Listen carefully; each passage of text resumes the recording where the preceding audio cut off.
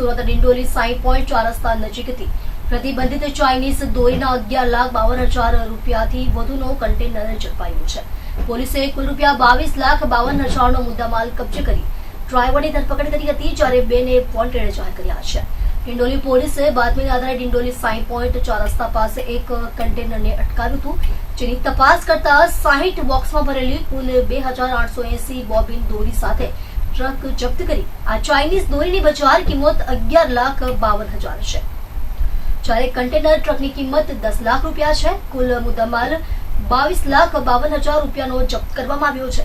પોલીસે ડ્રાઈવર અનિલ મીણાની અટકાયત કરીને પૂછપરછ કરતા જાણવા મળ્યું હતું કે અનિલ મીણા ટ્રાન્સપોર્ટરને ત્યાં ડ્રાઈવર તરીકે નોકરી કરે છે અને અમદાવાદથી દવા લઈ સુરતના પાંડેસરા ખાતે ડિલિવરી કરવા આવ્યો હતો।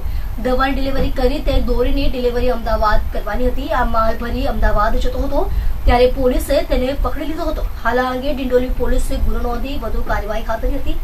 ઉલ્લેખનીય છે કે પ્રતિબંધિત ચાઇનીઝ દોરી પશુ પક્ષીઓ અને લોકો માટે જીવલેણ સાબિત થાય છે। આ ઉપરાંત દોરી નોન બાયોડિગ્રેડેબલ હોવાથી પર્યાવરણને પણ નુકસાન પહોંચાડે છે, ત્યારે ચાઇનીઝ દોરી પર પ્રતિબંધ હોવા છતાં પણ દોરી આવે છે ક્યારે, તે એક મોટો સવાલ ઊભો થઈ રહ્યો છે। સુરત શહેરની ઝોન 2 એલસીબીને ઇન્ફોર્મેશન મળી હતી કે ડિંડોલી વિસ્તારમાંથી ચાઇનીઝ દોરાનો એક મોટા પ્રમાણમાં જથ્થો પસાર થનાર છે, જે બાબતે અમે વોચ રાખી હતી। આ વોચ દરમિયાન ડિંડોલીમાંથી જે ટેમ્પો પસાર થયો એને રોક્યો હતો। રોકતા એમાં અમે જે ચેક કર્યું હતું તો ચેક કરતાં કુલ 2880 યુનિટ જેને ચાઇનીઝ માંજો કહેવાય છે એ ચાઇનીઝ માંજોનો જથ્થો પકડાયો હતો અને એની અંદાજિત કિંમત 11,52,000 થાય છે। જે આઈસર ટેમ્પો છે એને 10 લાખની કિંમત ગણીએ અને એવી રીતના ટોટલ 21,52,000નો મુદ્દામાલ પોલીસે જપ્ત કર્યો છે। આ ઘટનામાં પોલીસે જે ડ્રાઈવર છે જેનું નામ અનિલ શંકરલાલ મીણા છે એની ધરપકડ કરી છે। આ જથ્થો એ અમદાવાદ લઈ જનાર હતો એ પ્રકારની પ્રાઇમરી ઇન્ટ્રોગેશન દરમિયાન પોલીસને મળી છે। જે અમદાવાદમાં કોને મોકલનાર હતો એની અત્યારે પોલીસ તપાસ કરી રહી છે અને જે પણ વ્યક્તિ આમાં સામેલ હશે એના વિરુદ્ધ કાયદેસરની કાર્યવાહી કરવામાં આવશે। સાહેબ, આ ચાઇનીઝ દોરી કેટલો ઘાતક કહેવાય છે? આજે ચાઇનીઝ દોરી જેને કહીએ છીએ એ ખરેખર સિન્થેટિક પ્રકારનો એક નાયલોન અથવા અન્ય મટીરિયલનો દોરો હોય છે કે જે કોઈ પણ રીતના તૂટતો નથી।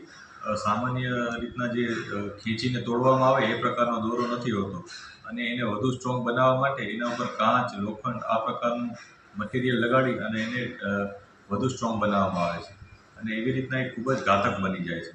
આ એટલો બધો ઘાતક બને છે કે એવા પણ બનાવો બન્યા છે કે જેનાથી લોકોના ગળા કપાયા છે, કેટલાક લોકોના જીવ પણ ગયા છે। પક્ષીઓને પણ કેટલાય પક્ષીઓના નિર્દોષ પક્ષીઓ કે જેઓ આકાશમાં ઉડતા હોય છે એમના પણ જીવ ગયા છે અને આવી રીતના સમગ્ર પર્યાવરણ માટે, ચાહે માનવજાત હોય કે પશુ પક્ષીઓ, બધા માટે આ ઘાતક છે। ઉત્તરાયણના દિવસે પણ ઘણીવાર છત ઉપર જ્યારે લોકો પતંગ ઉડાડતા હોય ત્યારે આ પ્રકારનો માંજો હોય એ નુકસાનકારક સાબિત થાય છે। આ કારણેસર જ એને પ્રતિબંધિત જાહેર કરવામાં આવ્યો છે અને અમારી પણ લોકોને અપીલ છે કે આપ બિલકુલ આ પ્રકારના માંજા માટે કોઈપણ જાતની ડિમાન્ડ ના કરશો। આ આપણા તમામના હિતમાં છે, કેમ કે જે માંજો વાપરે છે લોકો એને ખબર નથી હોતી કે આ માંજો કયા વ્યક્તિના ગળા પાસે આવશે અથવા કયા પક્ષીને અડશે અને કોઈના માટે પણ આ ઘાતક હોવાથી મારી વિનંતી છે કે આપ આવું નહીં કરશો।